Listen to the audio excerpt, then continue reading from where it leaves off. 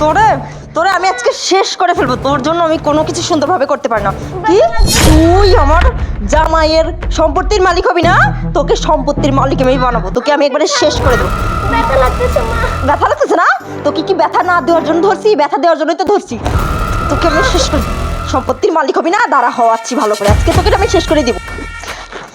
মা আমার ব্যথা লাগতেছে মা, আমাকে ছাড়ো মা।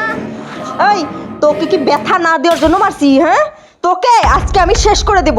তোকে এত জ্বালাতন করে তারপরে তুই কেন মরিস না বুঝতেছি না। তো তোকে তো আজকে আমি শেষ করেই দেব।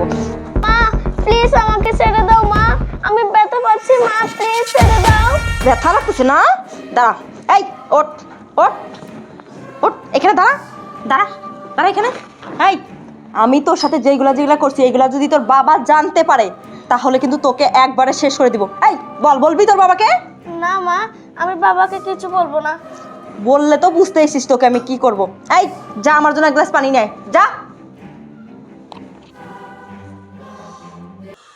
তাই রে, মেয়েটা সুখের জন্য আমি দ্বিতীয় বিয়ে করলাম, আর এখন দেখি আমার মেয়ের উপরে এত নির্যাতন। আমি তো এগুলো আগে জানতাম না। আমার মেয়েটা তো কখনো কোনো সময় বলে নাই যে ওর মাটা যে এত নির্যাতন করে। না, এটা একটা বিহিত করতেই হবে আমার। আচ্ছা মিষ্টি, ঠিক আছে, তাহলে তুমি থাকো। আর শোনো, আমার মেয়েটা তো জানোই, আমার মেয়েটার মা নাই। হ্যাঁ, তুমি তো মা, ওর একটু দেখে শুনে রাখো। হ্যাঁ, আমি 3-4 দিনের জন্য বাইরে যাবো। আরে ঠিক আছে, তুমি কোনো চিন্তা করো না, আমি ওকে দেখে শুনে রাখবো। যাও তুমি সাবধানে যাও। হ্যাঁ আচ্ছা ঠিক আছে। যাও। তোর মেয়েকে দেখে শুনে রাখবো না, ওকে তো আমি আজকে শেষই করে ফেলবো।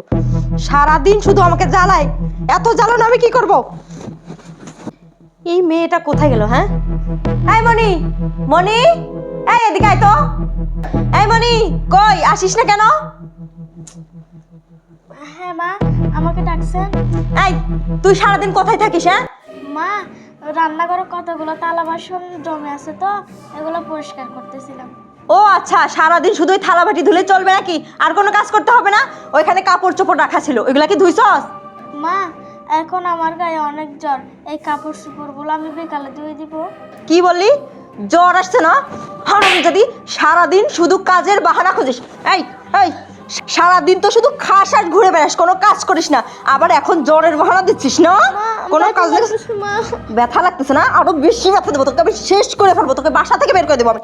এই তোকে না আমি এত যন্ত্রণা দেই, এত মারি, তারপরে এত মারি, এত জ্বালা যন্ত্রণা করি, তারপরে তুই বাসা থেকে কেন যাস না? হ্যাঁ, এই বাসা থেকে যাস না কেন? আচ্ছা তুই যাস নাই ভালো হয়েছে, তোকে তো আমি শেষ করেই দেবো, তোকে আমি খুন করে তারপরে বাসা থেকে বিদায় করবো। যা এখন কাপড়গুলো ধুইবি, যা।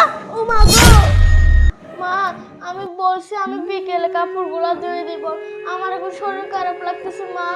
কি এত বড় সাহস, আবার বলতেছিস বিকেলবেলা ধুবি না? এই তোকে তো আমি শেষ করে, দেখি তোর হাত দে। মা ব্যথা লাগতেছে মা। ব্যথা লাগতেছে না? তোর ব্যথা দেওয়ার জন্য তো ধরছি। এখন কাপড় চোপড় ধুবি কিনা বল? মা আমি বিকেলে ধুয়ে দিব মা কাপড়, মা তুমি ছাড়ো মা, ব্যথা লাগতেছে মা। বিকালে ধুবি না? ওই ওই বল, এখন ধুবি বল, বল। হ্যাঁ মা ধুয়ে দিব। কি হচ্ছে মিষ্টি, এখানে চিল্লাচিল্লি কেন? দেখো না, তোমার মেয়েকে আমি একটা কাজের কথা বলছি তো, তাই তোমার মেয়ে হাতুড়ি দিয়ে আমাকে মারতে আসছে। কি, আমার মেয়ের এত বড় সাহস? হ্যাঁ, তোমাকে হাতুড়ি দিয়ে মারতে আসে? না বাবা, মা সব মিথ্যা কথা বলতেছে, আমি মাকে মারতে আসি নাই বাবা। দেখছো তুমি তোমার মেয়ে কত বড় মিথ্যাবাদী, আমাকে এখনই 2টা বাড়ি মারছে, আবার বলতেছে যে মারি নাই। হ্যাঁ ঠিকই তো, নিজের চোখে দেখতে পারতেছি আমার মেয়ে তোমার গায়ে হাত তুলছে। এই মেয়ে, এই বল, কত বড় সাহস তোর, তোর মার গায়ে হাত তুলছস? বল। দেখো সাবির, আমি আর এত কিছু একদমই সহ্য করতে পারবো না। হয়তো তোমার মেয়ে এই বাসায় থাকবে আর নয়তো আমি থাকবো। আমি কিন্তু চলে যাবো এখনই বাসা থেকে, তোমার মেয়েকে যদি তুমি বাসা থেকে না বের করো। হ্যাঁ তুমি ঠিকই বলেছো, এই দুজনের মধ্যে যে কোনো একজন আমার বাড়িতে থাকবে। তাই নাও। সাবির, কি এটা? সেটা কি পরে দেখো। আচ্ছা দেখি তো এটা কি। আরে এটা তো ডিভোর্স লেটার। এটা তোর ডিভোর্স লেটার। কেন বুঝতে পারিস না? এই কি মনে হয় আমি কি মগা, আমি কিছু বুঝি না? আমার মেয়ের উপরে এত নির্যাতন, প্রত্যেকটা দিন তুই আমার মেয়ের সাথে খারাপ ব্যবহার করিস, আমি বুঝতে পারিনি। সেদিন আমার চোখে আমি দেখেছি।